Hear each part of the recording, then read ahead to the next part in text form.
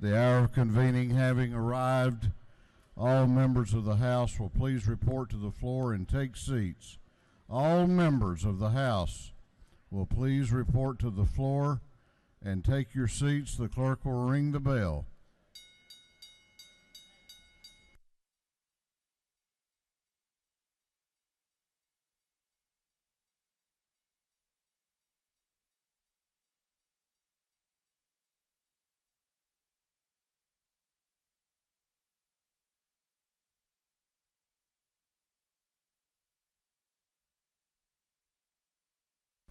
All members will please report to the floor of the House and take seats. We're going to have the morning roll call. All members present will please vote green to signify their presence in the chamber, and the clerk will unlock the machines.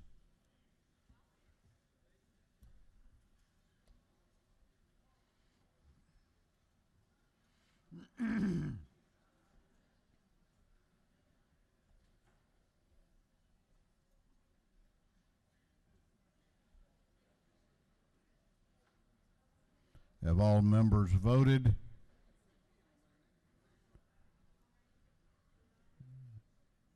Have all members voted?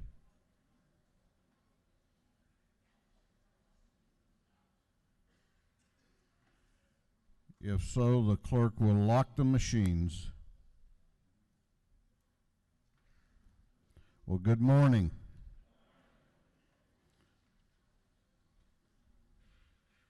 Doorkeepers will please close the doors and keep them closed. Before we have our morning devotion, I wanted to share with you information that I've just been given that, as many of you may know, we've had some severe weather, particularly out in the western part of the state this morning, and reports indicate that there is some significant damage around Bremen and Haralson County. Several cars and homes have been damaged by high winds and falling trees. We don't have any word yet on injuries, but as we have our prayer this morning, I hope you will keep our neighbors in that part of the state in your prayers and thoughts. We will begin our day with scripture reading and prayer by the chaplain, after which we will pledge allegiance to the flag of our country. Our chaplain this morning will be introduced by the gentleman from the 14th House District, the Majority Caucus Whip, Representative Chris Coomer. Representative Coomer.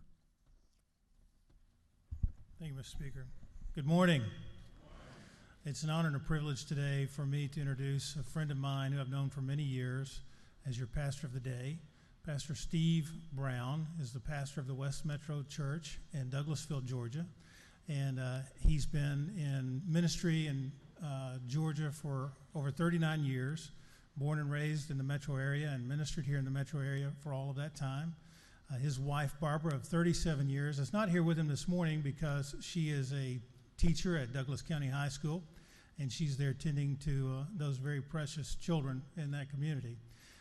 But I will tell you a couple of things briefly about Steve. He graduated from Lee University, same as I did, my alma mater, and he also graduated from the Theological Seminary in Cleveland, Tennessee.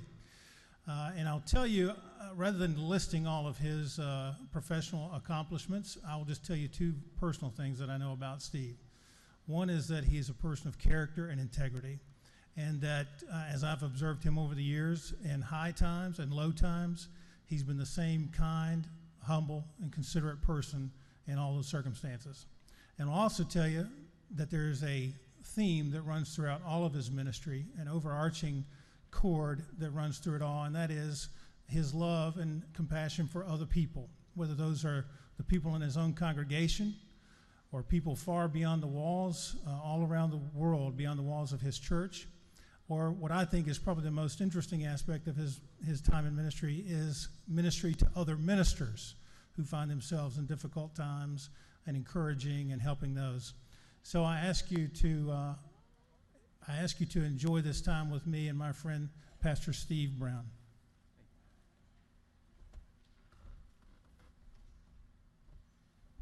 Thank you, Christian. It's an honor to be here today. I feel a lot like the young man who had preached his first sermon in his daddy's church. And his dad said, you know, you did a good job, but really you were just married to your notes. So study more and be prepared. In a few weeks, my friend is going to invite you to come to his church. He got there that morning and the place was packed, large group of people, and he was very nervous. He had memorized his notes. So he decided to speak extemporaneously that day, and he stood up to announce his text from the book of Revelation, where Jesus said, "Behold, I come quickly." And all of a sudden, he was so nervous, it was just a blank stare. He could not remember one thing, not the first word. So he thought, I will announce my text again, and maybe some trigger will happen, and I'll remember what I'm supposed to say. So he did that. Behold, I come quickly. Nothing. Reaches in his pocket, pinches himself. Now he's incredibly nervous. Please, Lord, help me. And so he decides once more he's going to announce this. He did it louder. And sure enough, as he said, "Behold, I come quickly," he wasn't oriented to the platform and stepped off the platform, landed in the front row in the lap of an elderly lady, mic'd up so everybody hears this commotion, and he's getting up and says, "Ma'am, I am so sorry. Please forgive me." And she says, "Young man, it's okay. I should have been ready. You warned me 3 times you were coming."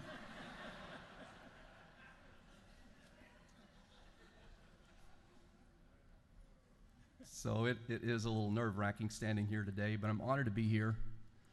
And one of the reasons is because I know from my personal experience with representatives of this house that you love this state and that you love God and that you love mainly the people in this state. So I want to share with you this morning from the book of, let's see, where was it? Oh yeah, John. John chapter 13, verse 34. Here's what Jesus said: "A new commandment I give you, that you love one another." And here's the kicker: "As I have loved you, that you also love one another. Greater love has no one than this, than he do what? Lay down his life for his friends." And so talking about love this morning, our love for him and our love for one another, our brothers and sisters. I was reading a book from Chuck Swindoll. It's written years ago called "Encourage Me." And he related a story about an airline, which Atlanta Airport was just shut down a few minutes ago because of the storm. But it was bound for New York.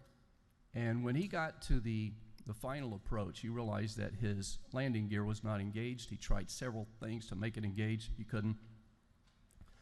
And so he contacted the air traffic controllers, let them know, and they called the emergency people, first responders. They sprayed down the runway, and he's giving instructions to the people on the plane, as pilots typically do, in that calm, cheery voice. He let them know at each stage what was happening, until finally he had to tell them, "I want you to grab your ankles, put your head between your legs, and prepare for the landing."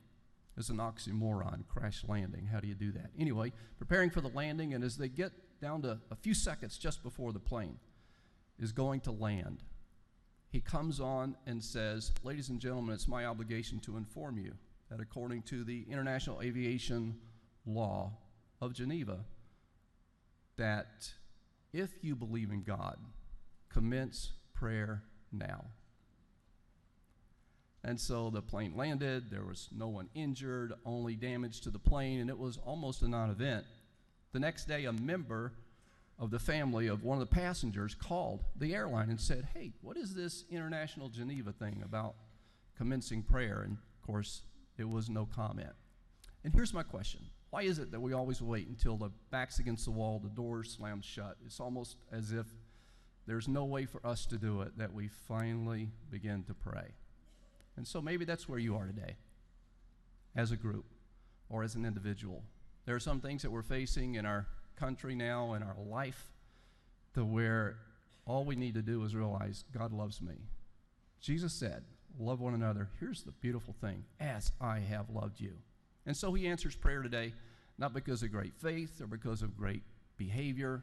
He answers prayer today because he loves me. He loves you. And if you don't know him today, he wants you to. So I'd invite you this morning to join me in a prayer as we pray for our state, for the leadership.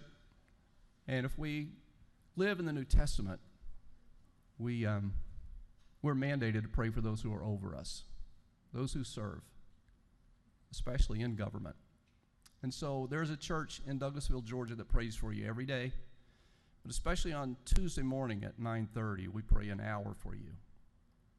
And so we love you and appreciate your love for us. Let's pray. Father, thank you for the awesome opportunity that we have as servants to serve this state.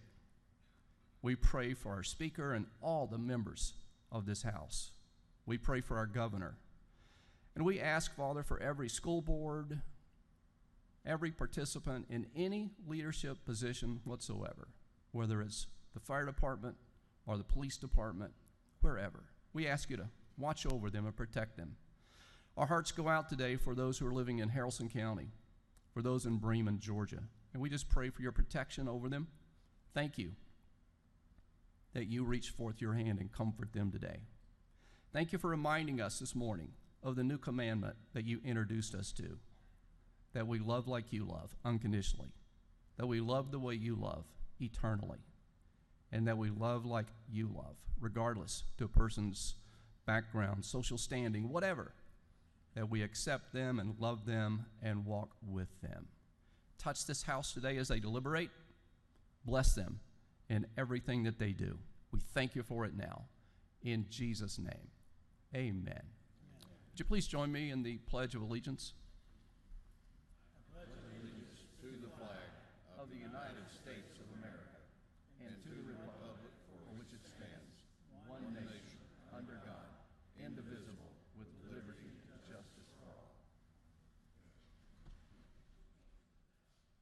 Doorkeepers will unlock the doors.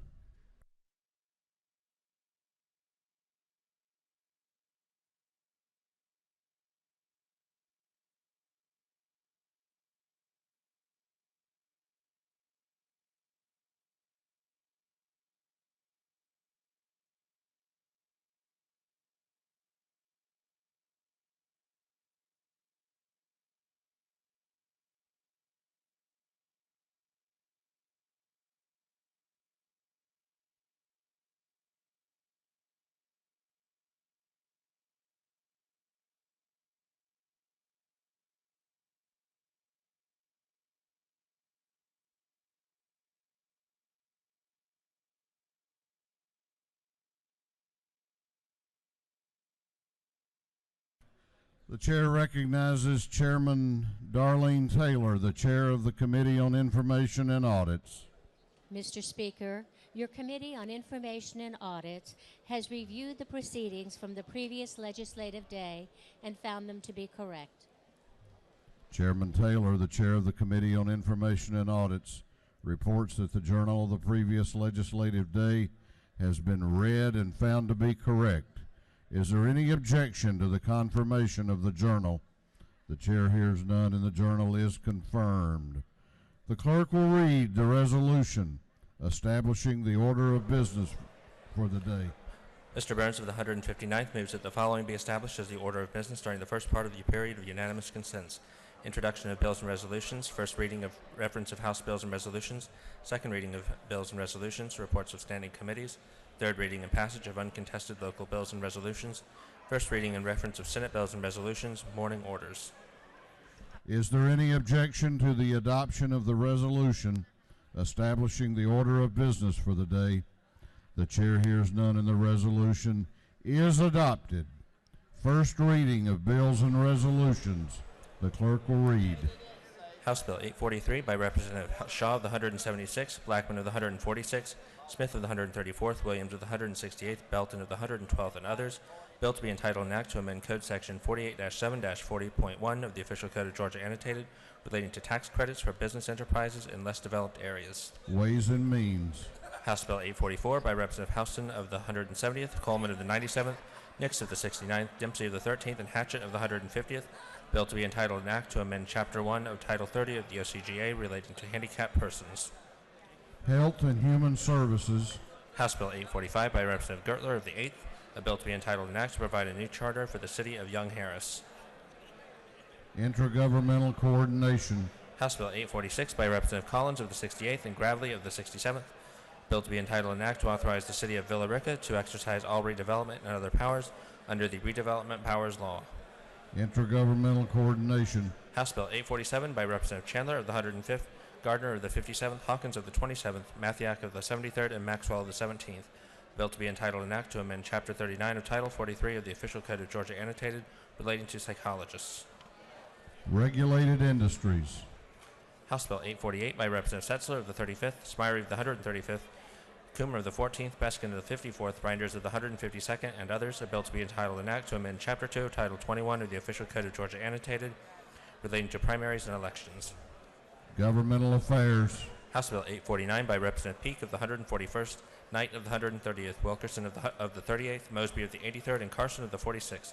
Bill to be entitled an act to amend Chapter 7 of Title 48 of the Official Code of Georgia Annotated relating to income tax. Ways and Means. House Bill 850 by Representative Gilliard of the 162nd, Petrie of the 166th, Stevens of the 165th, Gordon of the 163rd, Stevens of the 164th. A bill to be entitled an act to create the Savannah State Farmers Market Authority. Intergovernmental Coordination. House Bill 851 by Representative Rutledge of the 109th, Williamson of the 115th, Kelly of the 16th, Jones of the 47th, Earhart of the 36th, and others. Bill to be entitled an act to amend Article 2 of Chapter 7 of Title 48 of the Official Code of Georgia Annotated relating to imposition rate computation and exemptions from state income tax. Ways and Means.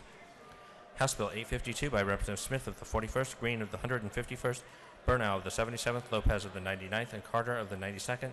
Bill to be entitled an act to amend Part 13 of Article 6 of Chapter 2 of Title 20 of the Official Code of Georgia Annotated relating to organization of schools and school systems under the Quality Basic Education Act. Education. House Bill 853 by Representative Dempsey of the 13th, Abstration of the 104th, Oliver of the 82nd, Benton of the 31st, and Coleman of the 97th. A bill to be entitled an act to amend Part 1 of Article 6, Chapter 2 of Title 20 of the Official Code of Georgia Annotated relating to the short title and the purpose of the Quality Basic Education Act. Education. House Resolution 1052 by Representative Buckner of the 137th, Hogan of the 179th, Williams of the 168th, Trammell of the 132nd, Smyre of the 135th, and others. Resolution creating the House Study Committee on State Health and Retirement Benefits for Sheriff's Deputies. Special Rules.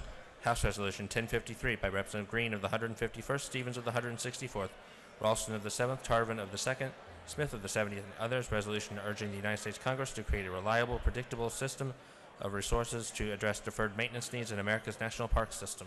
Special Rules. House Resolution 1054 by Representative Stevens of the 164th, Stevens of the 165th, Anulowitz of the 42nd, Williams of the 168th, Gilliard of the 162nd, and others. A resolution honoring the life of Miss Juliet Gordon Lowe and dedicating a bridge in her memory. Governmental Affairs. House Resolution 1055 by Representative Gilliard of the 162nd, Petrie of the 166th, Stevens of the 165th, Gordon of the 163rd, and Stevens of the 164th. A resolution creating the House Study Committee on the Savannah to Atlanta Railway. Special Rules. Senate Bill 333 by Senator Black of the 8th, Anderson of the 43rd, Watson of the 1st, Rhett of the 33rd, and Burke of the 11th. The bill to be entitled an act to amend Article 2 of Chapter 18 of Title 45 of the Official Code of Georgia Annotated relating to deferred compensation plans. Governmental Affairs. It completes the first readers. Second reading of bills and resolutions. The clerk will read. House Bill 828 by Representative Fleming of the 121st, a bill to authorize the City of Harlem to exercise all redevelopment and other powers under the Redevelopment Powers Law. House Bill 829 by Representative Green of the 151st, a bill to amend an act reconstituting the Board of Education of Quitman County. House Bill 830 by Representative Hardin of the 148th, a bill relating to controlled substances. House Bill 831 by Representative Rogers of the 10th, a bill relating to transfer of Division of Rehabilitation Services to the Department of Labor. House Bill 832 by Representative Hilton of the 95th, a bill to provide a new charter for the city of Peachtree Corners. House Bill 833 by Representative Rakestraw of the 19th, a bill relating to professions and businesses. House Bill 834 by Representative Ballinger of the 23rd, a bill relating to general provisions concerning landlord and tenant. House Bill 835 by Representative Lott of the 122nd, a bill relating to taxes on tobacco products.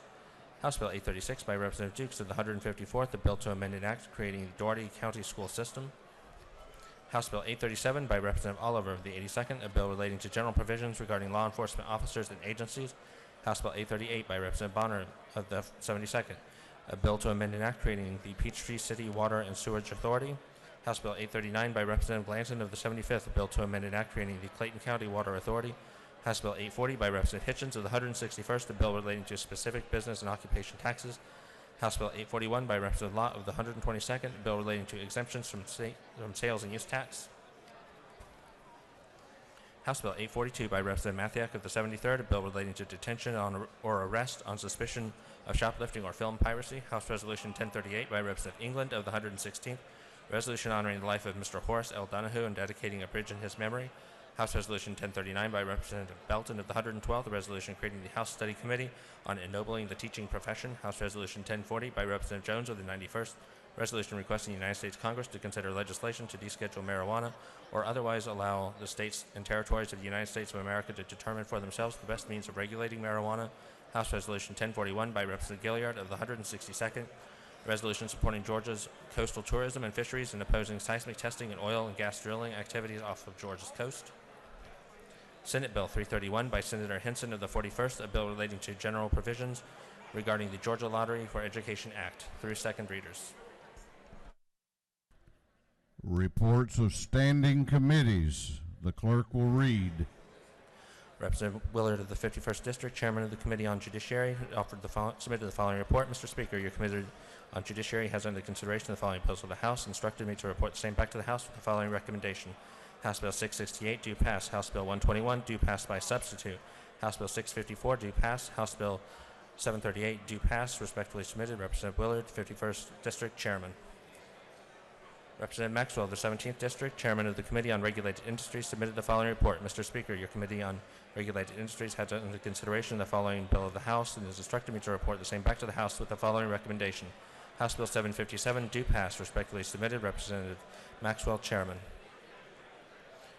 Representative Cooper of the 43rd District, Chairman of the Committee on Health and Human Services, submitted the following report. Mr. Speaker, your Committee on Health and Human Services has under consideration the following bills of the House, has instructed me to report the same back to the House with the following recommendations. House Bill 636, due pass by substitute. House Bill 646, due pass by substitute. House Bill 782, due pass. Respectfully submitted, Representative Cooper, 43rd District, Chairman. Representative Smith of the 134th District, Chairman of the Committee on Insurance, submitted the following report. Mr. Speaker, your Committee on Insurance has under consideration the following bills of the House, instructed me to report the same back to the House with the following recommendations. House Bill 592, due pass. House Bill 678, due pass by substitute. And House Bill 734, due pass by substitute. Respectfully submitted, Representative Smith, 134th District, Chairman. Through with the committee reports.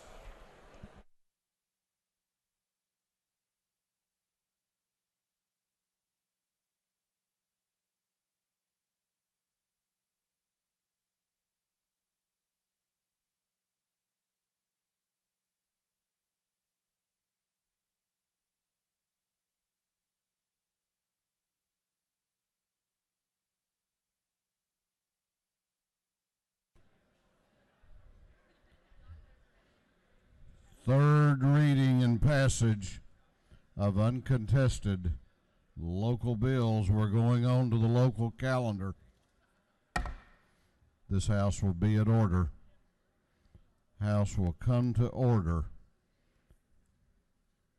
House Bill 772 by Chairman Powell was postponed yesterday until the next legislative day and constitutes the local calendar for today.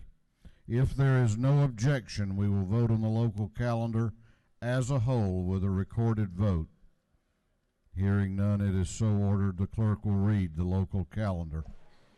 House Bill 772 by Representative Powell of the 171st, City of Camilla. Through with the local calendar. Is there any objection to the previous question being ordered on the local calendar? The chair hears none. The previous question is ordered. Is there any objection to agreeing to the report of the committee which was favorable to the passage of the bills. The chair hears none. The report of the committee is agreed to. Shall this bill now pass? All those in favor of the passage of the bill on the local calendar will vote aye. Those opposed will vote no. And the clerk will unlock the machines.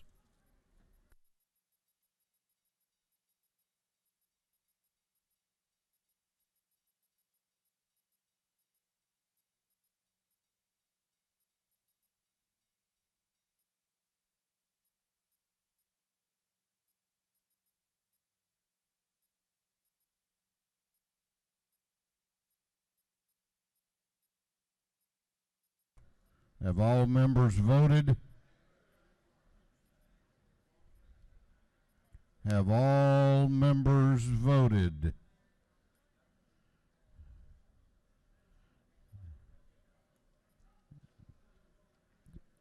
If so, the clerk will lock the machines. On the passage of the bill on the local calendar, the ayes are 131, the nays are 17. This bill, having received the requisite constitutional majority, is therefore passed. Chair recognizes Chairman Randy Nix to introduce the Doctor of the Day. Thank you, Mr. Speaker.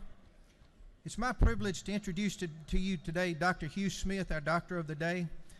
Dr. Smith received his medical degree from the Medical College of Georgia School of Medicine and has been in practice as an OBGYN for more than 20 years. He is currently the president of the Georgia OBGYN Society. He recently closed his practice in Thomaston, where he serviced the Upson Regional Medical Center. He now lives in Carrollton, so he is new to my district. But he continues to make calls at Upson Regional with his former partners a few nights each month. In his free time, Dr. Smith enjoys taking care of his grandchildren. So it's my privilege to introduce to you Dr. Hugh Smith. Thank you, Chairman Nix and Speaker Ralston, for the opportunity to serve as Doctor of the Day. As Chairman Nix mentioned, I'm a board-certified OBGYN physician, and I have practiced at Upson Regional Medical Center for over 37 years. This year, I also have the honor of being the president of the Georgia Obstetrics and Gynecologic Society. I want to thank all of you for your service for the citizens of Georgia, and I also want you to thank you for the support that you've given OBGYN doctors through the years and primary care physicians. I am hopeful that in the coming years that we can also work together to reduce maternal mortality in the state of Georgia. Thank you again for the opportunity of being a Doctor of the Day. And with that being said, I want you to all know that at the Georgia OBGYN Society, those doctors we deliver. Thank you.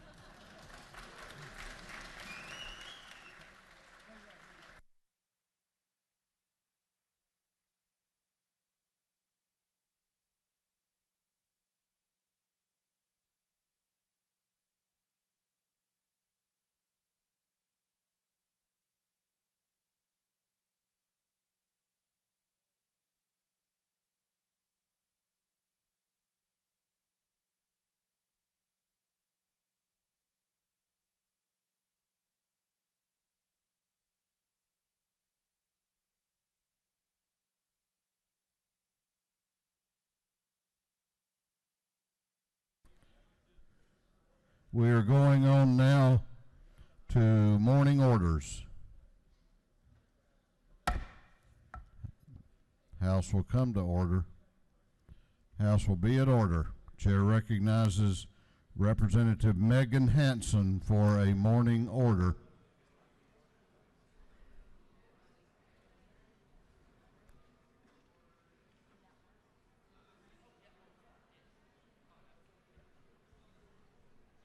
Good morning. Please help me recognize the members of the Georgia Trial Lawyers Women's Caucus who are joining us today as a part of the GTLA Lawyer of the Day program.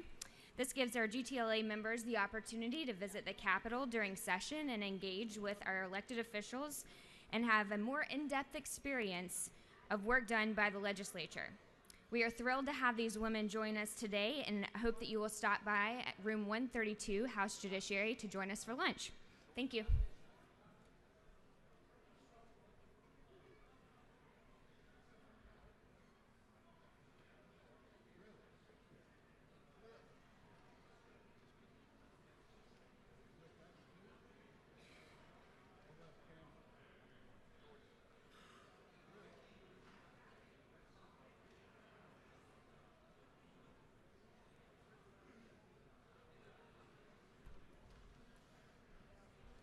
Chair recognizes for a morning order the Houston County delegation.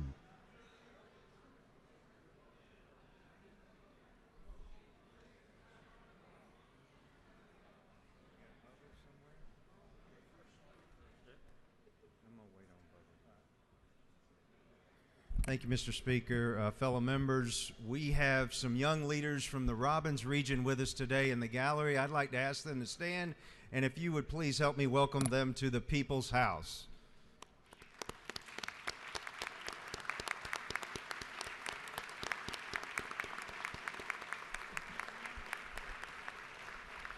Thank you, Mr. Speaker. Chair recognizes for a morning order Chairman Robert Dickey and Representative Patty Bentley.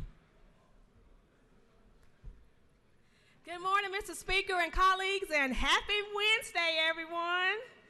We are standing so proud this morning to welcome the youth leadership of Macon County and Crawford County. So, colleagues, will you please stand and welcome to the state capitol, Macon County Youth Leadership and Crawford County Youth Leadership. Welcome.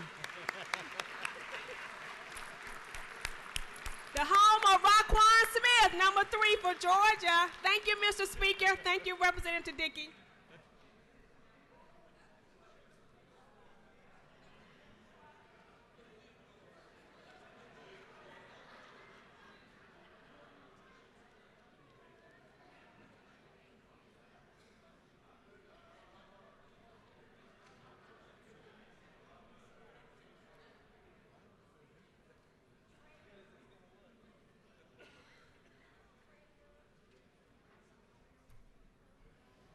Chair recognizes for a morning order the Chairman of the Majority Caucus, Chairman Hatchett.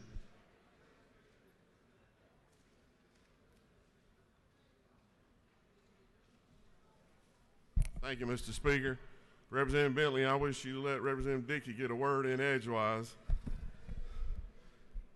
Colleagues, February is Children's Dental Health Month, and on February 2nd, Georgia dentists donated free dental services to underserved children throughout our state through Give a Kids a Smile Day.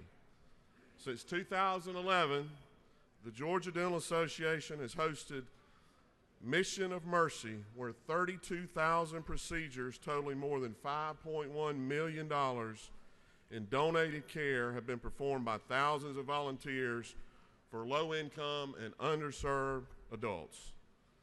As the son of a dentist, I've personally witnessed the compassion and thousands of hours that are given to people that are underserved and need help with their oral health. Ladies and gentlemen, it's my honor to recognize the members of the Georgia Dental Association for their longstanding commitment and dedication to promoting oral health to all Georgia citizens by recognizing today as Georgia Dental Association's Day at the Capitol. We have a large group, and let's stand and thank them for what they do for all the citizens of Georgia. Thank you.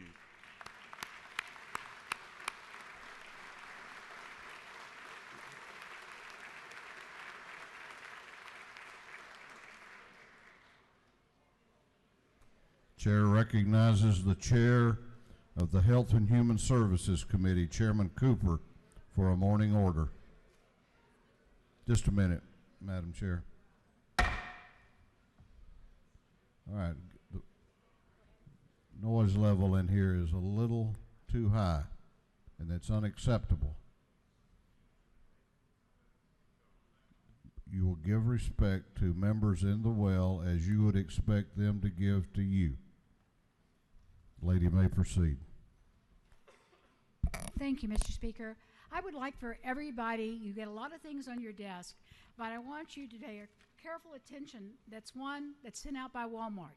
Now, sometimes I have problems with Walmart because, you know, if they decide that everybody should eat strawberry jam and grape jelly, they buy so much that can keep people from producing other kinds of preserves.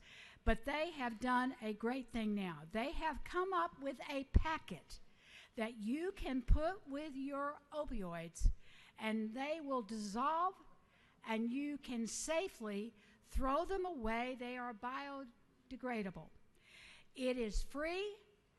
I hope, now I've learned about things is I call the big people, and they say this should be available in your Walmarts now.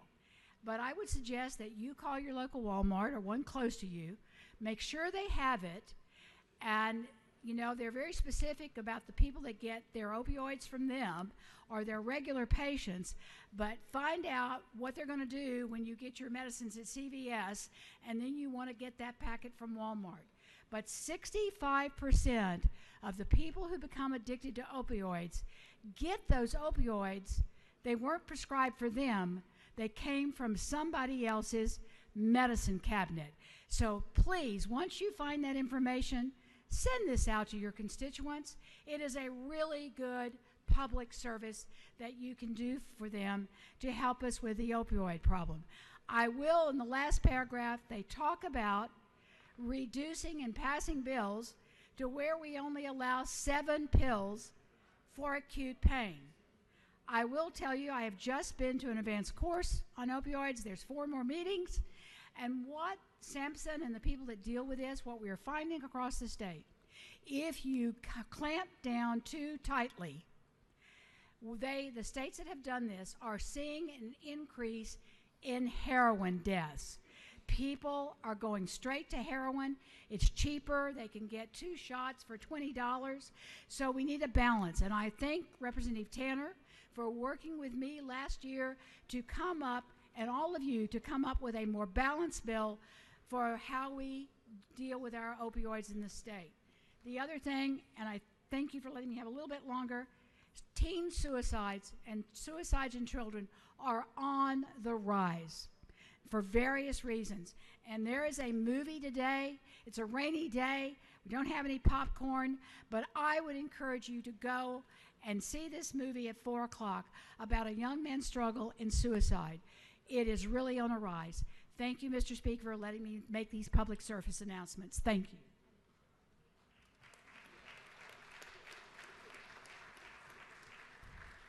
Chair recognizes Representative Bazemore for a morning order.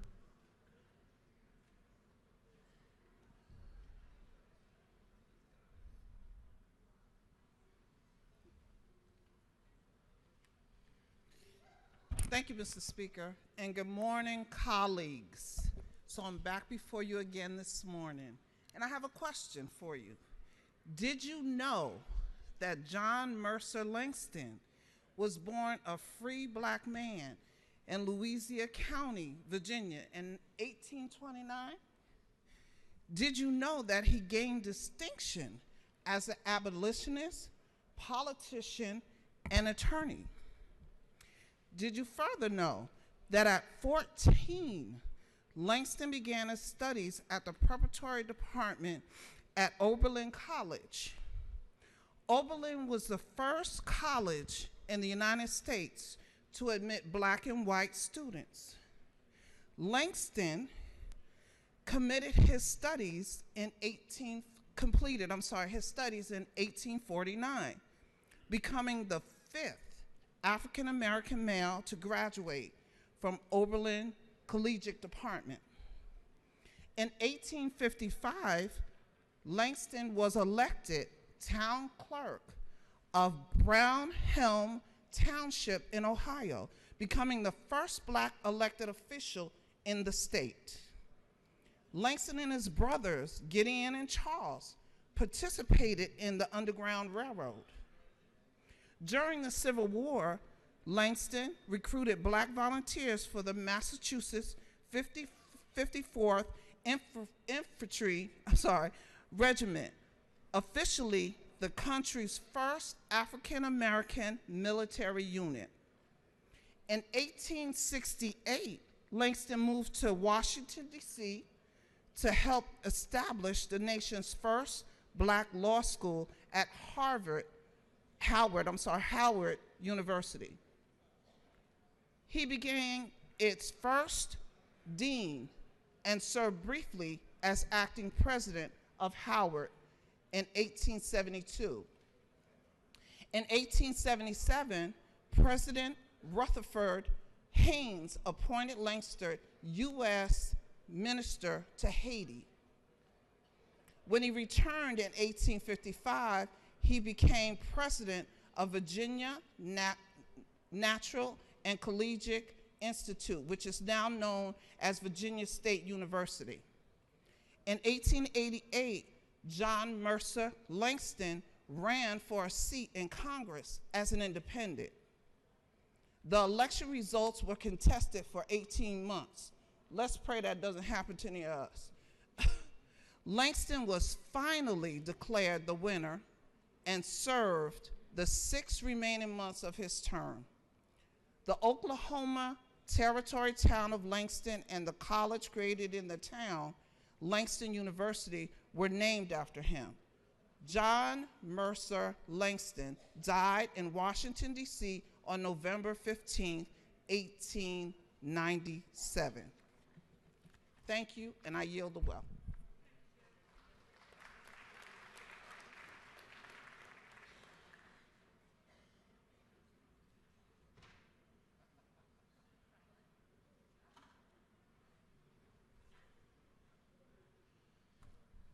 Chair recognizes Chairman Jaspers for a morning order.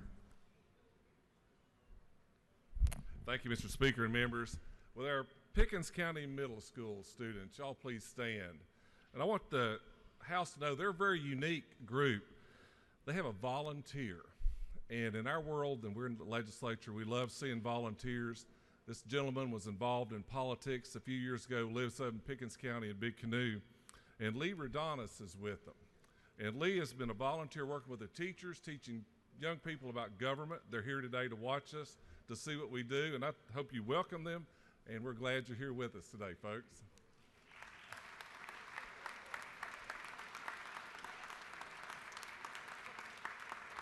Chair recognizes Chairman Ron Stevens and Chairman Tom Taylor for a morning order. Thank you, Mr. Speaker. Today's a great day in Georgia. We are as chairman of the subcommittee for film and entertainment, we have a screening today that Chairman Nix will talk to you about a little bit with an invite resolution. But we've got a couple of premieres. We are #1 in the world in movie production. In movie production, there we go, sorry. Feature film production. Hollywood has slipped to #4. We have 2 premieres though, 1517 to Paris, which was shot down at Screen Gems right at Lakewood. Basically is a story of 3 American soldiers that broke up a terrorist attack on a train in Paris a couple of years ago. New Georgia resident Clint Eastwood produced and directed this, and he cast the original 3 soldiers in their roles, so that's pretty cool. We have a hearing today at 4, again with a screening of the film. Tonight is also the premiere of the Marvel film Black Panther at 7 o'clock at the Fox Theater. This was shot down in Pinewood in Fayetteville, and we're proud of that industry. A bunch of us were down there a couple of weeks ago, about 3 weeks ago, and we are proud to announce that Marvel and Disney are shooting a film down there currently with the first feature film in the world with a $1 billion production budget. So this is great stuff. If you have a chance, 3:41 at 4 o'clock, we'll be having a meeting. A lot of people in the industry will be there. And again, I just appreciate Chairman Stevens pushing this forward. This is a huge industry in our state and a big boon to us. Thank you, Mr. Speaker.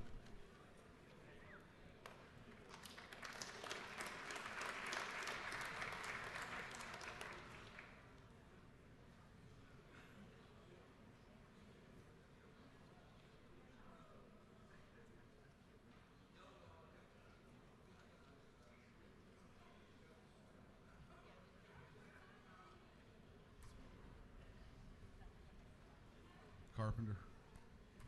Chair recognizes Representative Casey Carpenter for a morning order.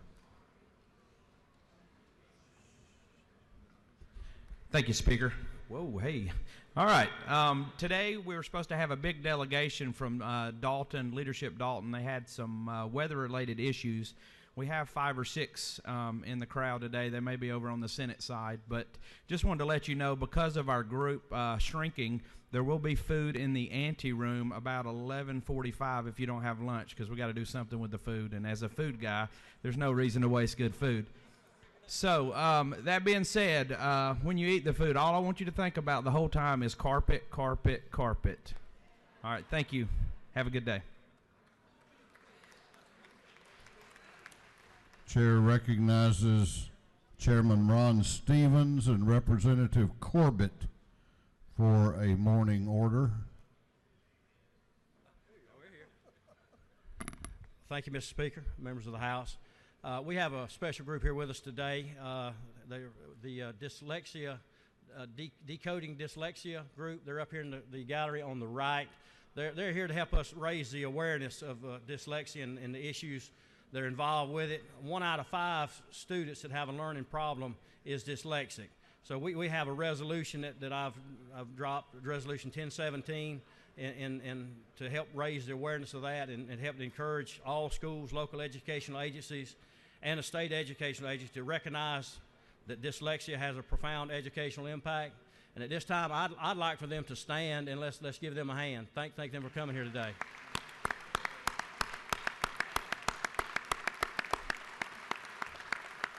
And on the front row right there, the little guy in the vest, that's Gabe Hewling. He is in my district.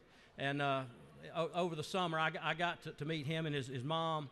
And they brought this issue up and made me aware of it. And I'm glad that we're able to hopefully help with that issue, and glad to have them here today. Thank you, Gabe.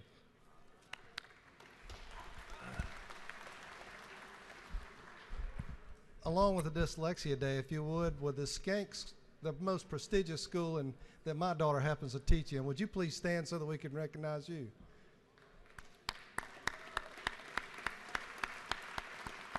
Thank you, Mr. Speaker.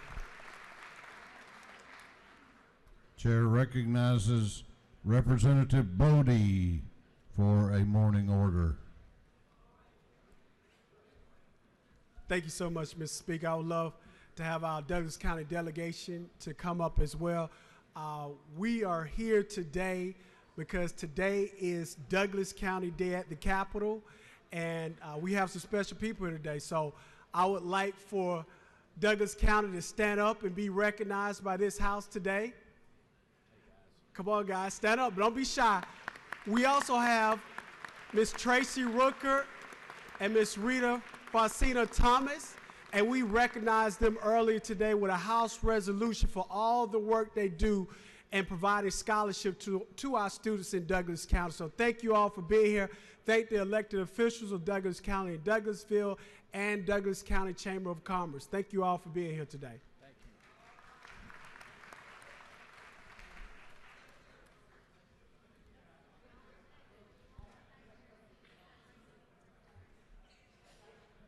you. We started off the day with some news about some severe weather.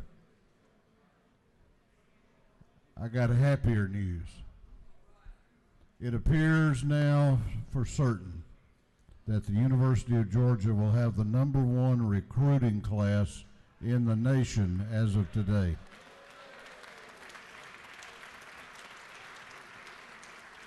We have just signed a young man out of Miami, one of the top-rated players in the country, and then a couple of guys decided they did not want to go play for Alabama or Michigan. They're going to Georgia.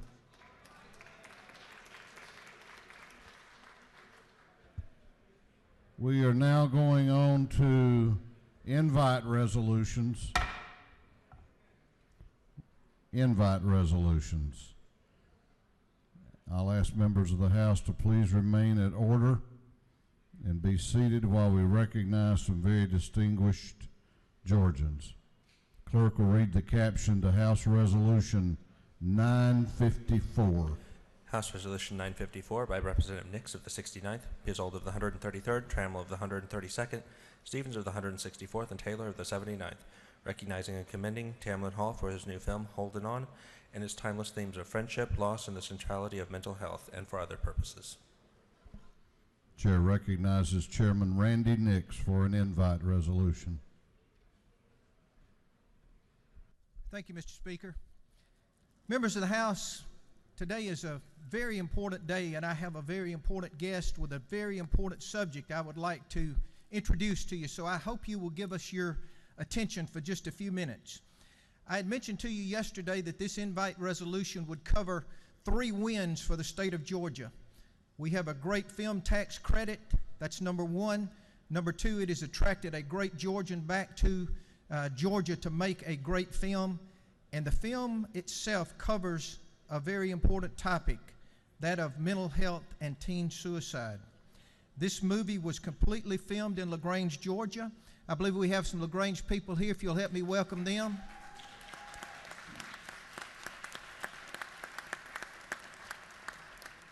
And now I would like for you to view the trailer for this film.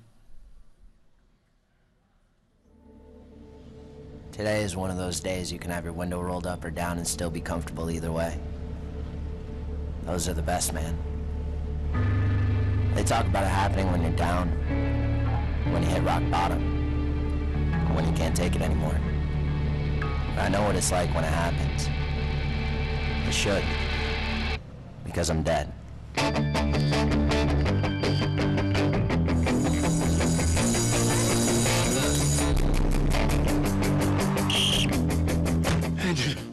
Oh, sorry, I'm late. I had to drop a deuce in the bell ring. It all started to go down my junior year of high school. My name was Holden. I had a secret.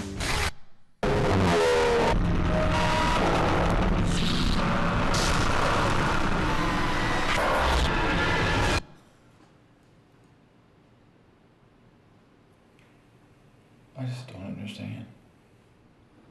I have these thoughts. They speak to me. They're not good. But I can't stop it, Dad.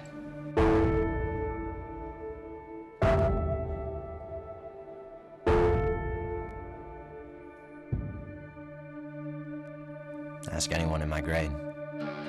It's how they remember me. 2 fingers up, a smile on my face. You know, I just thought that if God made all of us, there must have been a reason he made me this way. Right?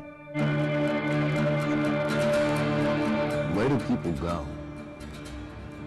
You know, people who are different.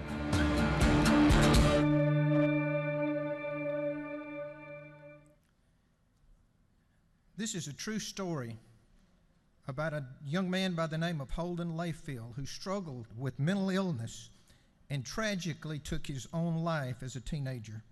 This film has received significant critical acclaim both for the quality of the film and how Tamlin has masterfully and sensitively addressed the mental health and teen suicide issue with honesty and grace. The last paragraph in our resolution reads like this, and listen to these words.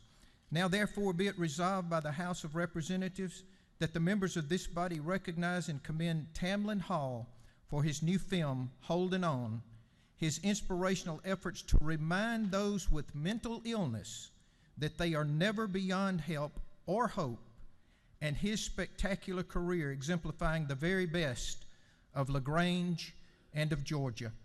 I'm proud to introduce to you Tamlin Hall.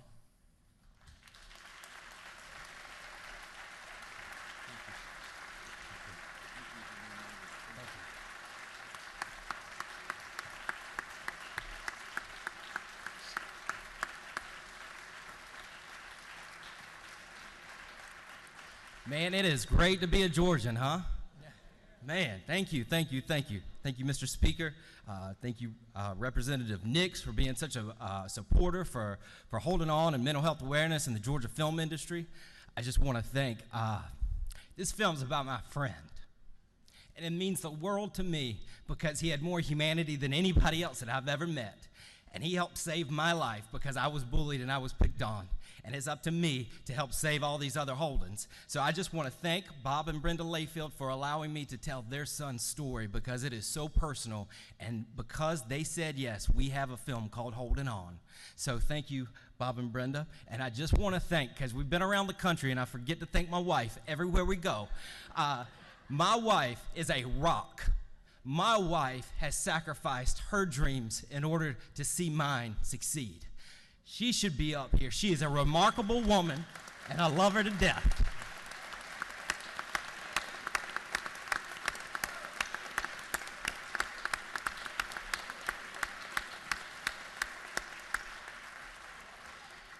Very quickly, I just want to tell a brief little story.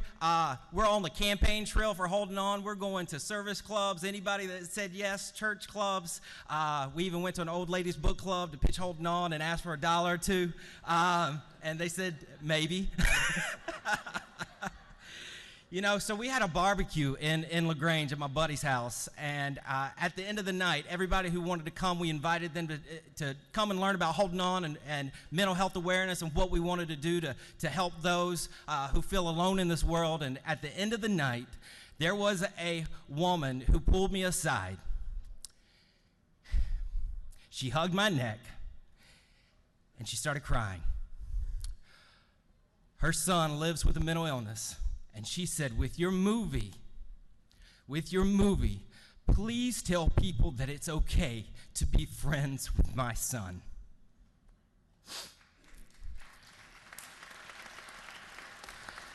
Those words have stuck with me for 3 years. This film is not about the awards, it's not about the accolades, it's not about my service to my career or anything like that. It is for her son. It is for your son and your daughters and your granddaughters and everybody else who feels alone in this world, who says it's time to stand up for mental health awareness and talk about teen suicide in a real and honest way, because we are all in this together. Humanity will win. Georgia is the greatest state in the country. The Georgia film industry helped me do this. The LaGrange community said yes. Everybody in Georgia said yes to this, and this is why we are all holding on today. Thank you so much for the invite. God bless and keep holding on.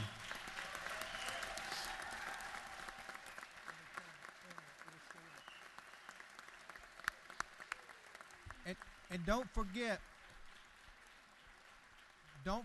we're going to show the film in its entirety starting at 4 o'clock this afternoon in 341. Thank you. Thank you, Mr. Speaker. Great job.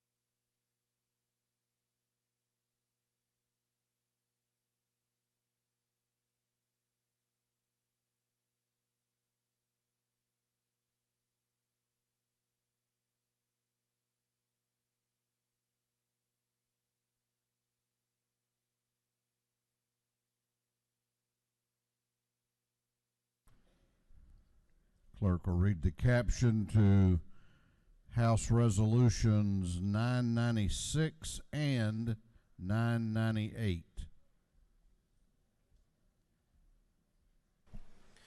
House Resolution 996 by Representative Spirey of the 135th, Smith of the 134th, Hughley of the 136th, Pizold of the 133rd, and Buckner of the 137th, recognizing February 7, 2018 as Columbus Day of the State Capitol and for other purposes. House Resolution 998 by Representative Spirey of the 135th, Smith of the 134th, Hughley of the 136th, Pizold of the 133rd, and Buckner of the 137th, recognizing and honoring the establishment of Fort Benning on its centennial anniversary and for other purposes.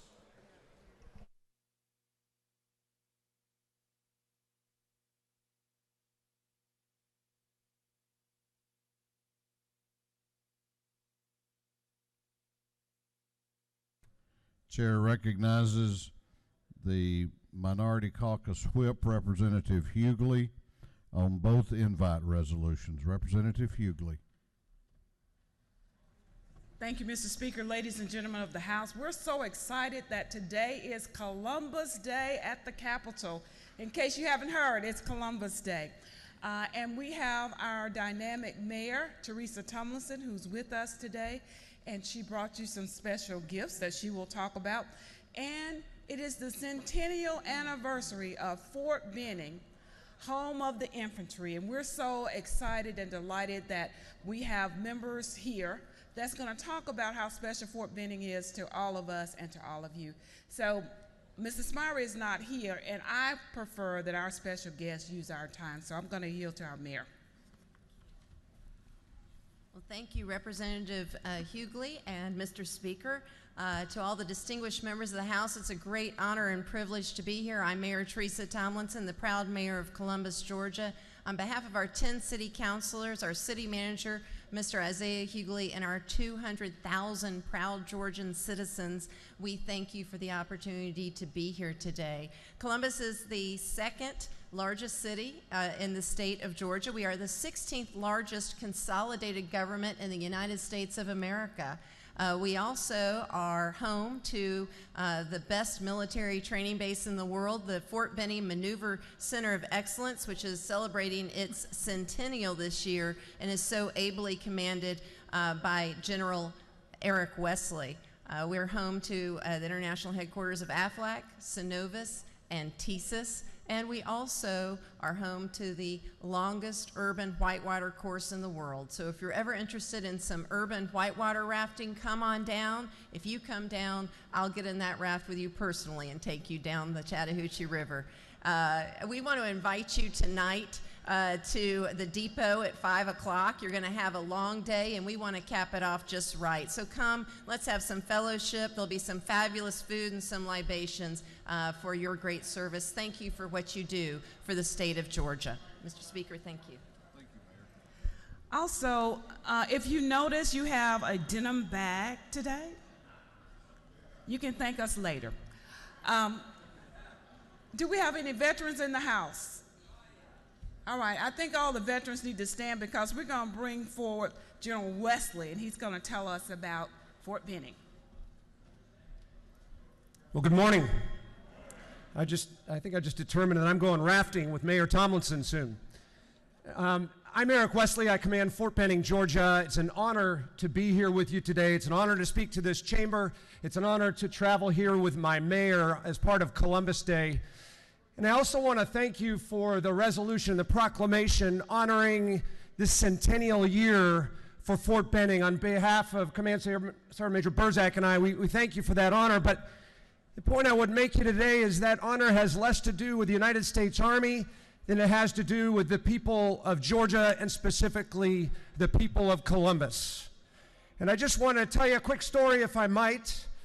It wasn't the Army that had the vision of Fort Benning. Most posts around our nation were established because of a war or conflict of the past, whether it was West Point because of the Revolutionary War or Fort Bliss because of the Mexican-American War.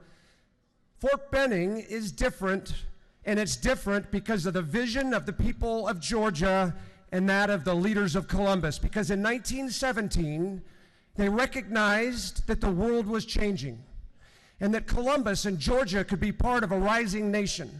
And they lobbied to establish a post in 1918. So here we are in the centennial year. I share that story with you for two reasons. The first reason is the world is changing again. And with that comes great risk and great opportunities. And with Fort Benning, a place where you have touched the world by virtue of those you've raised in this community, you have the opportunity to be a part of this changing world. The second reason I share that story with you is because that vision, that leadership that I described of 1917 has legacy and DNA connected to the leaders in Columbus that I serve with every day. And so Mayor Tomlinson and the president of the chamber, Brian Anderson, have that same vision. And so we are partnering now for investments in Columbus and the Chattahoochee Valley region as the Army changes, as our military changes, and we adapt to a changing world. Ladies and gentlemen, thank you for having us today. God bless each and every one of you. one force, one fight.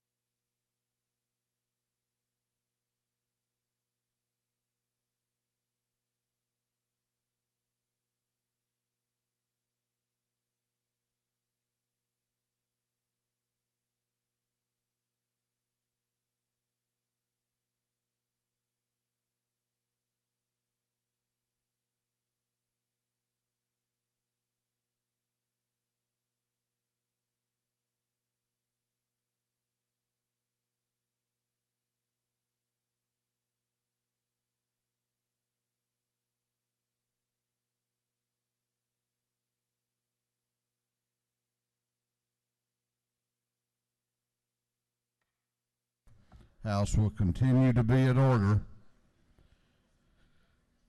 House will continue to be in order. The clerk will read the caption.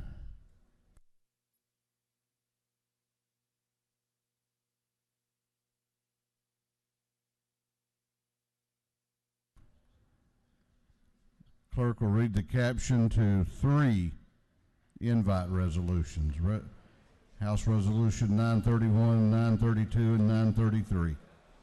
House Resolution 931 by Representative Smith of the 70th, Caldwell of the 131st, Burnell of the 77th, Mathiak of the 73rd, Knight of the 130th, and others, recognizing and commending the Pike, Spalding, Lamar, Upson, Clayton Forestry Unit on being named Georgia Forestry Commission's 2017 North Georgia Unit of the Year and for other purposes.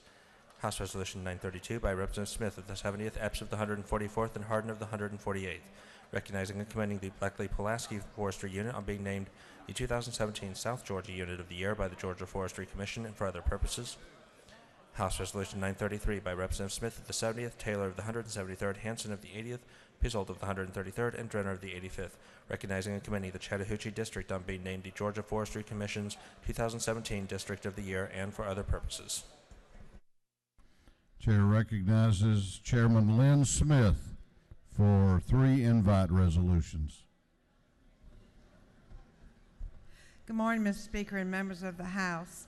Each year, the House honors our Georgia forestry units for all they do for the state of Georgia. And by the way, it's worth repeating, but again this year, Georgia is the #1 state for forestry in the United States. Joining me at the podium are Director of Georgia Forestry Commission and former Representative Chuck Williams, David Brown, Chief Ranger of the Bleckley-Pulaski Unit, Jeff Kennerly, Chief Ranger of the Clayton Pike Lamar Upson Spalding Unit, C+ is what they say, Tyler Mameli, Forest Ranger in the C+ unit, and then Jeff Sibley, District Manager of the Chattahoochee District. Also, if you'll just take a moment, we don't know who's taking care of our trees today, but we have a lot of rangers up in the balcony. So if you'll join me in welcoming everybody, please.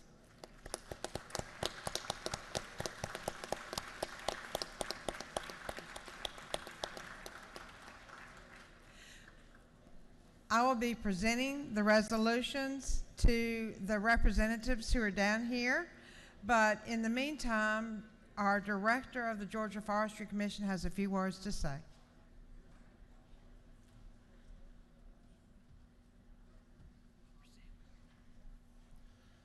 Madam Chair, thank you very much, Mr. Speaker. It's a pleasure and an honor to be back in the People's House today among friends. We are just most proud of these high achievers and Chairman Smith alluded to who's minding the forest today. Thankfully, from our standpoint, as it relates to wildfire, it's a great day to be in Atlanta because wildfire danger is real low today. I'm well aware that you have a rules calendar, and I will be brief, but I thought it was so appropriate that we're following the Columbus-Fort Benning invite resolution because something that a lot of you may not be aware, in addition to our normal routine forestry work, we're working hand in glove around the state of Georgia with the military, helping them protect the buffer areas around the military bases. We're working very actively in the Fort Benning area as we speak there to make sure that our military can continue to train as population grows in Georgia. So from that standpoint, we'd like to think that we're doing our part for national defense as well. Mr. Speaker, it's an honor and a privilege to be with you today, and we appreciate the support of this body of the Georgia Forestry Commission. Thank you. Thank you. Those who wish to have photos made, if you'll please just join us in the anteroom. Thank you, Mr. Speaker. Thank you. Thank you, Mr. Speaker.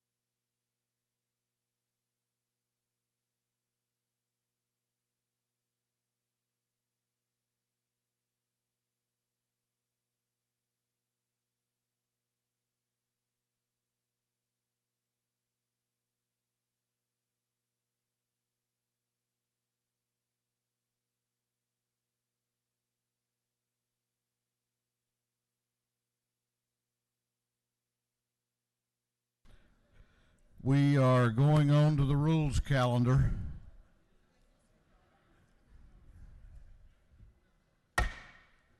We are going on to the rules calendar. The clerk will read the caption to House Bill 728. House Bill 728 by Representative Coleman of the 97th, Dickey of the 140th, Earhart of the 36th, Burns of the 159th, and Nix of the 6th, a bill to be entitled an act to amend an act relating to education and revenue and taxation, authorizing the Public Education Innovation Fund Foundation to receive private donations to be used for grants to public schools and providing an income tax credit for qualified education donations. This bill has been to the Committee on Ways and Means. That committee recommends this bill do pass. Chair recognizes the chairman of the House Education Committee, Chairman Coleman, to present the bill. Thank you, Mr. Speaker. Members of the House, I bring before you today House Bill 728. I need to give you just a little background where you'll understand what it's all about.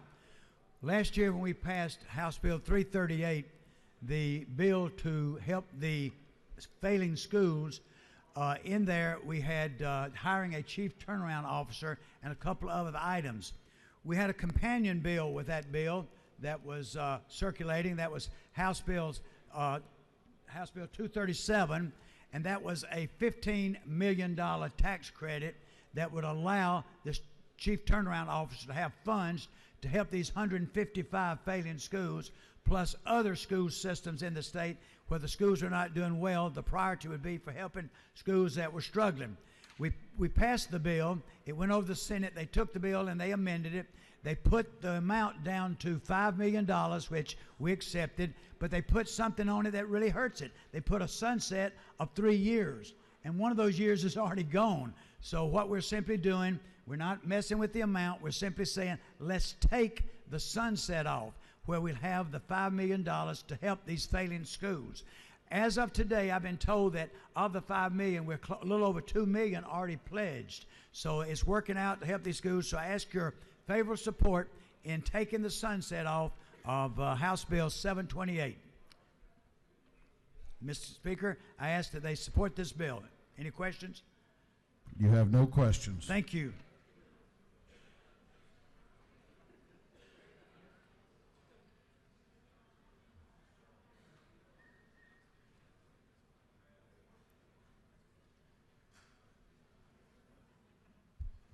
Is there any objection to the previous question being ordered on House Bill 728? The chair hears none. The previous question is ordered. Is there any objection to agreeing to the report of the committee, which was favorable to the passage of the bill? The chair hears none. The report of the committee is agreed to. Shall this bill now pass? All those in favor of the passage of House Bill 728 will vote aye. Those opposed will vote no, and the clerk will unlock the machines.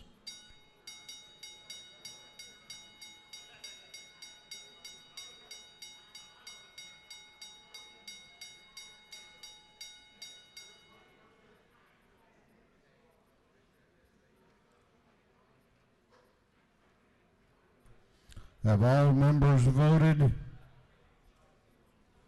Have all members voted?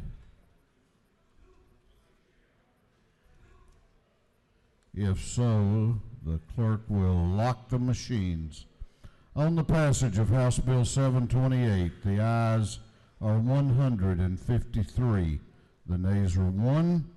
This bill, having received the requisite constitutional majority, is therefore passed.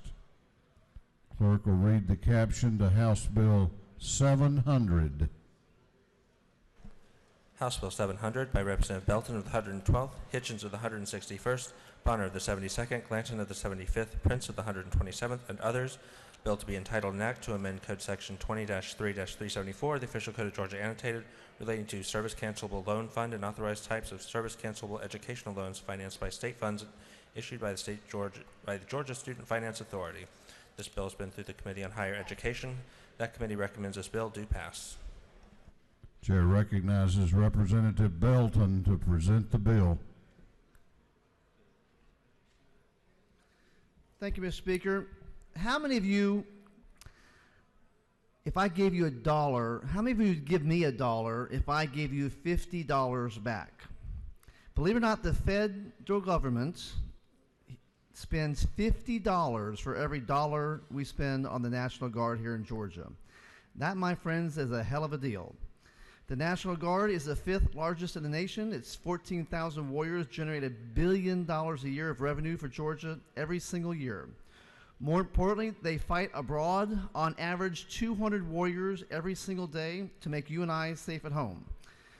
The National Guard bill that I'm privileged to sponsor expands an already existing program that allows guardsmen to earn service cancelable loans while earning a post-secondary education. House Bill 700 expands that very successful program to allow guardsmen to earn graduate level degrees, as well as a 2-year requirement to serve the Guard after the warrior has completed the coursework. Approximately 228 warriors are now enrolled in this program. We expect about 50 more to join the program once we pass this bill. I'm very pleased to announce that the Honorable Governor Nathan Deal has put $750,000 in the budget to fund this graduate level degrees. Mr. Speaker, this bill is about two things, recruitment and retention. But more than that, it's a tool in Georgia's ever-expanding toolbox of making Georgia the most friendly military state in the Union. But even more important, this graduate-level education will help the very bravest of Georgians assimilate back into civilian life where their civilian service comes to an end. It's more than tragic that 22 veterans take their lives every single day. This bill, in a very small way, will help those veterans chart a better future. Mr. Speaker, I yield for questions. You have a question if you care to yield. I will yield, sir. Chair recognizes Representative Wilkerson to your left for Thank you, Mr. a Speaker. question. Thank you, Mr. Speaker. Does the gentleman yield? I will yield. I just have a question regarding the lines 31, 32, where it talks about, I think that's the lines, but it talks about possibly losing if they're not in good academic standing. Basically, Can you kind of talk about that? It's basically saying that if the guardsman, the warrior, is not in good academic standing, that they could refuse, they could take away this money, basically. Or if they're not in good standing with the National Guard as well. So does the gentleman further yield? Yes, I will. So does that mean that if they fall below a certain grade level at any point in time, they could demand the loan back? Because it does say shall in parts of the bill, so I was just reading it briefly. I just wanted to make sure that one bad semester doesn't No, cause one any bad harm. semester is not going to take him out. It has more to do with the commanding officer has the ability to take that warrior out of this program if he's more and more, over time doing a bad job. Thank you. Yes, sir. You have no further questions. I yield the well, sir. Is there any objection to the previous question being ordered? The chair hears none. The previous question is ordered. Is there any objection to agreeing to the report of the committee, which was favorable to the passage of the bill? The chair hears none. The report of the committee is agreed to. Shall this bill now pass? All those in favor of the passage of House Bill 700 will vote aye. Those opposed will vote no, and the clerk will unlock the machines.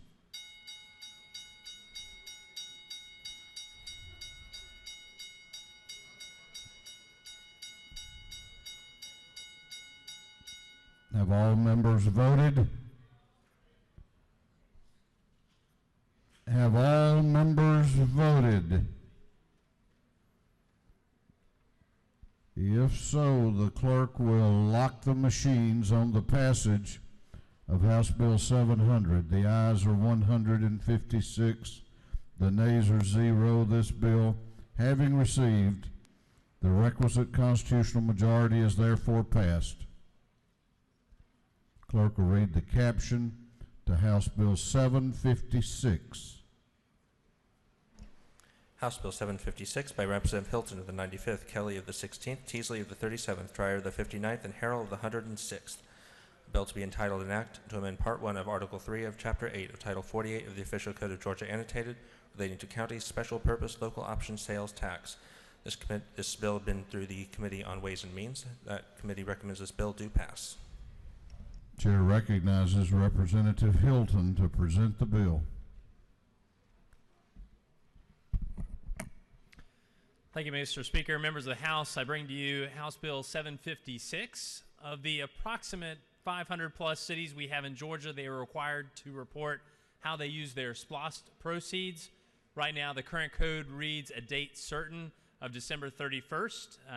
That is an issue for roughly over half of our cities who have fiscal year ends of December 31st or September 30th or other fiscal year ends. So this bill changes it from a date certain to 180 days after your fiscal year end to provide them the ability to adhere with the statute on SPLOST reporting. I'll stand for any questions. You do not have any questions.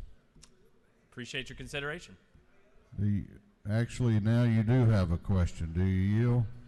Dilly. Yeah, Mr. Williams.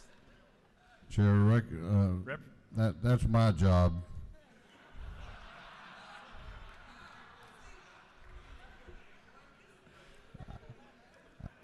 The chair can always refuse to recognize a member for questions. Chair recognizes Representative Williams to your left for a question. Does the gentleman yield? Yes, I yield. Is it not true that we're both freshmen? The gentleman knows what he speaks. Is it also true that I am not standing here to harass you? It doesn't seem like it. Will you remember this in the future? My understanding is you have a piece of legislation tomorrow, and I'll encourage my House colleagues not to harass you too bad. Thank you very much, sir. Thank you. You have another question if you care to yield. I'll yield for one more. Is there something about this bill that involves funeral directors? Chair recognizes Representative Bentley to your left for a question. Does the gentleman yield? Yes, I do. Is it not true that this bill would not interfere with the number of caskets that funeral homes are required to have on a daily basis? Because I am working on a bill that will reduce the number of caskets that are required to be in a funeral home on a daily basis. Is that not true? Caskets are alive and well, and this bill does not want to kill them. Thank you for your work on your legislation. Yes, ma'am. Mr. Speaker. I yield. Representative Collins, do you want in on this? Thank you. You have no further questions. Thank you, Mr. Speaker. I yield the well. Is there any objection to the previous question being ordered on House Bill 756? The chair hears none. The previous question is ordered. Is there any objection to agreeing to the report of the committee, which was favorable to the passage of the bill? The chair hears none. The report of the committee is agreed to. Shall this bill now pass? All those in favor of the passage of House Bill 756 will vote aye. Those opposed will vote no, and the clerk will unlock the machines.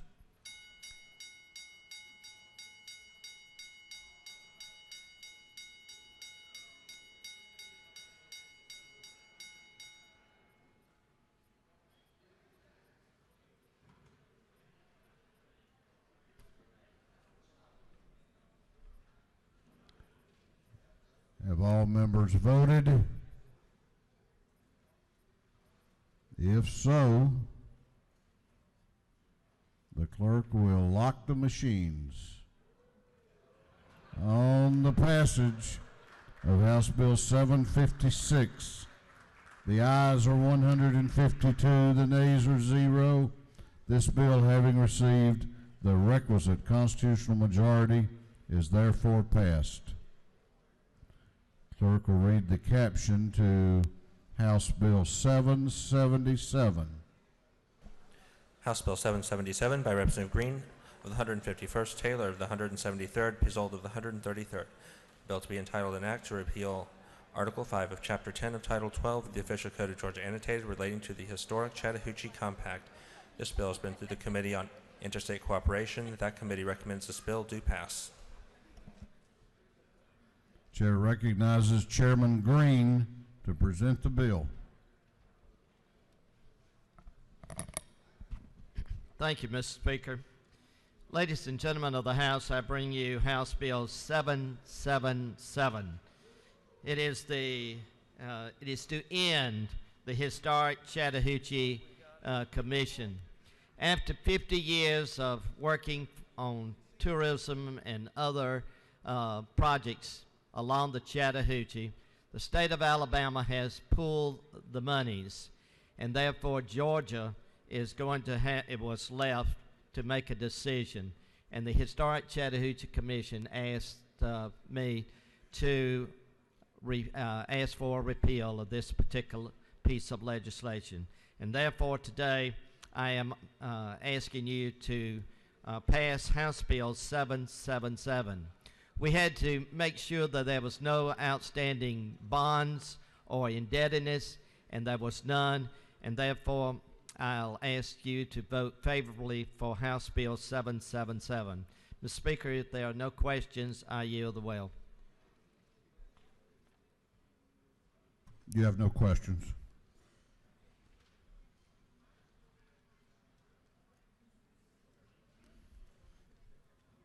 Is there any objection to the previous question being ordered? The chair hears none. The previous question is ordered.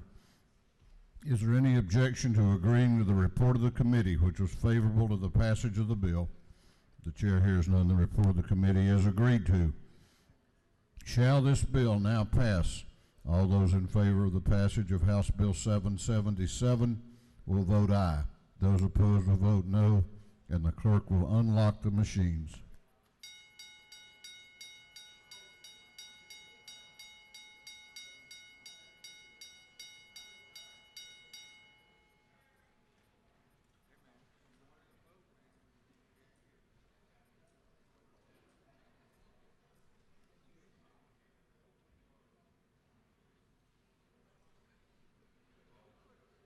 Have all members voted?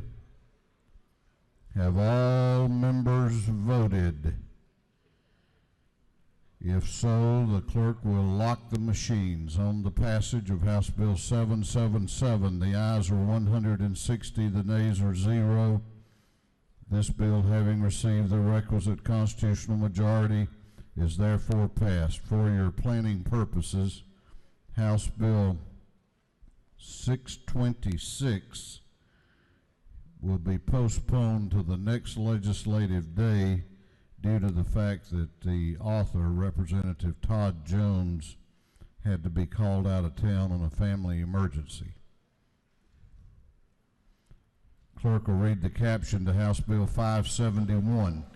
House Bill 571 by Representative Watson of the 172nd, Maxwell of the 17th, Battles of the 15th, Green of the 151st, and Corbett of the 174th. A bill to be entitled an act to amend Chapter 25 of Title 47 of the Official Code of Georgia Annotated relating to the Magistrates Retirement Fund. This bill has been through the Committee on Retirement. That committee recommends this bill do pass. Chair recognizes Chairman Sam Watson to present the bill. Thank you, Mr. Speaker. Ladies and gentlemen of the House, I bring before you today HB 571, dealing with the Magistrates Retirement Fund. Basically, what we're doing here is just updating it. If you'll see in Section 1, we're just saying that if you become 90 days past due, that you will be removed from the fund. In Section 2, currently, there's only one option for the magistrates. We're going to allow that they have 3 options now, just like the probate court judges. And then in Section 3, we're just saying if you're in a rural area of Georgia and you're the chief magistrate and you need to fill in part-time, that you will not jeopardize your benefits, and you can do so. And that's all I've got. I'd appreciate your favorable consideration. You have no questions. Thank you, Mr. Speaker. Gentleman has yielded the well. Is there any objection to the previous question being ordered? The chair hears none. The previous question is ordered. Is there any objection to agreeing to the report of the committee, which was favorable to the passage of the bill? The chair hears none. The report of the committee is agreed to. Shall this bill now pass? All those in favor of the passage of House Bill 571 will vote aye. Those opposed will vote no, and the clerk will unlock the machines.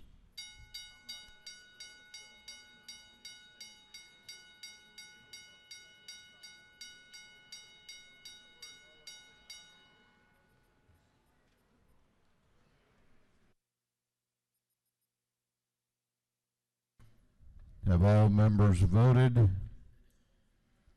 Have all members voted? If so, the clerk will lock the machines. On the passage of House Bill 571, the ayes are 159, the nays are 0. This bill, having received the requisite constitutional majority, is therefore passed. Clerk will read the caption to a group of privileged resolutions. Clerk will read. A resolution recognizing and commending David Grant on his grand success and various achievements within the movie industry, commending the Bleckley County High School girls cross-country team for winning the 2017 GHSA 2A State Cross Country Championship, recognizing February 13th, 2018 as Georgia Election Officials and Registrars Day at the state capitol, recognizing and commending Brock Elementary School and others for their exemplary academic achievements, recognizing and commending Peace Baptist Church on the occasion of its 25th anniversary, recognizing and commending Mildred Virginia Millie Jackson and her many accomplishments in the music industry, recognizing and commending the City of Porterdale for receiving the 2018 Live Work Play City Award, commending Clayton County Public Schools for its achievements on behalf of Clayton County and recognizing February 23rd, 2018 as Clayton County Public Schools Day at the Capitol, honoring the life and memory of Staff Sergeant Dustin Michael Wright, recognizing February 21st, 2018 as State Restaurant Day at the State Capitol, recognizing February 26th through March 4th, 2018 as Eating Disorders Awareness Week at the State Capitol in conjunction with National Eating Disorders Awareness Week, recognizing the Georgia String Band Festival as the official String Band Festival of Georgia, through with the privilege resolutions.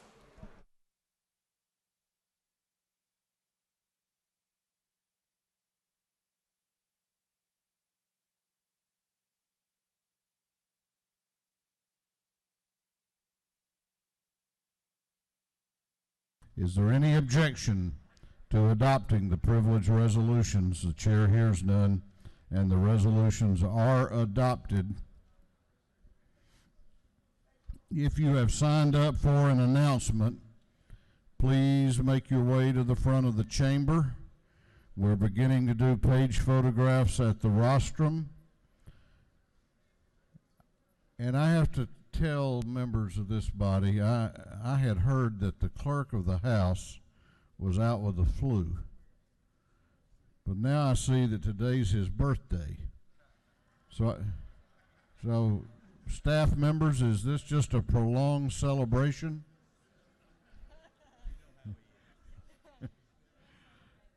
So when Bill Riley gets back, you can wish him a happy birthday. Today's his birthday. Yeah, give him a hand.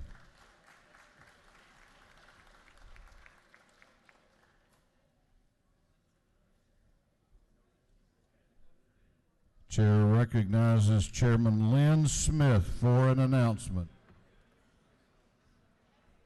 Thank you, Mr. Speaker. This is for members of the House Natural Resource and Environment Committee. We'll be taking up one bill tomorrow and presentation from the Forestry Commission. So we meet at 8 o'clock in room 606 CLOB. Hope to see you there. Thank you.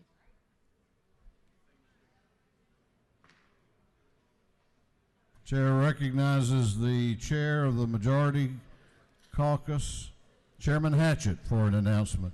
Thank you, Mr. Speaker. The Majority Caucus will meet today at 1 o'clock in room 403 here at the Capitol. 1 o'clock today. Thank you.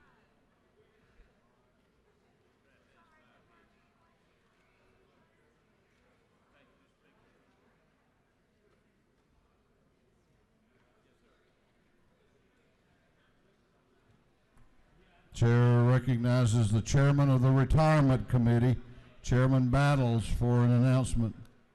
Thank you, Mr. Speaker. Retirement Committee will meet at 2 this afternoon in 515 CLOB.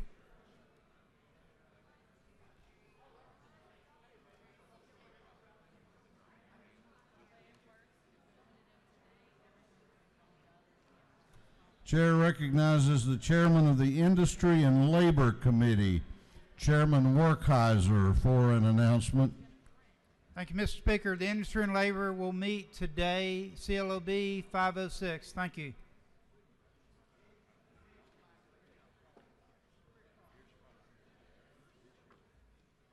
Three o'clock.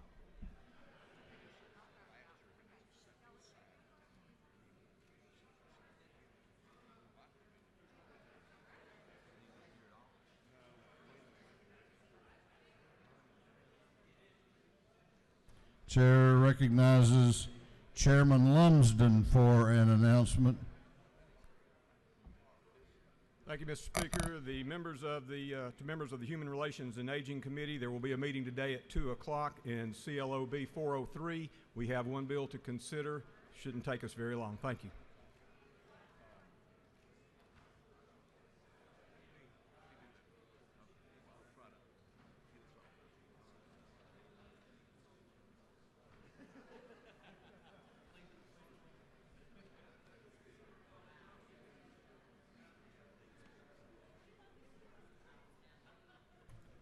Chair recognizes Chairman Nimmer for an announcement.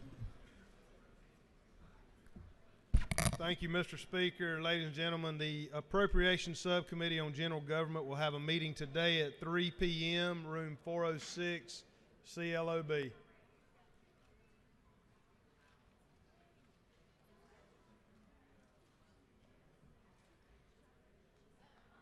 Chair recognizes Representative Scott for an announcement. Thank you, Mr. Speaker. The GLBC will meet today at 4 o'clock in room 605. Chair recognizes Representative Thomas for an announcement. The Minority Caucus will meet at 8 a.m. in the morning in room 216. 8 a.m. tomorrow, 216. Thank you, Mr. Speaker. Chair recognizes the Minority Caucus Whip, Representative Hughley, for an announcement.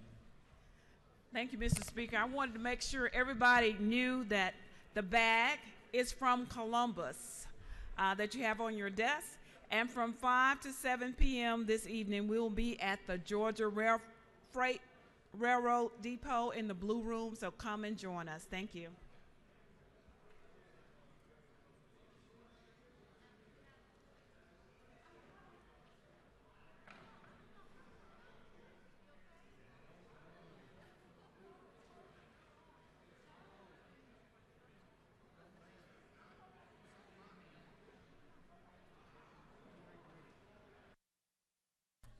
Chair recognizes Chairman Watson for an announcement. Thank you, Mr. Speaker. Rural Caucus will meet upon adjournment. We've got our friends from Farm Bureau with us today in room 201 at the Department of Agriculture. Thank you.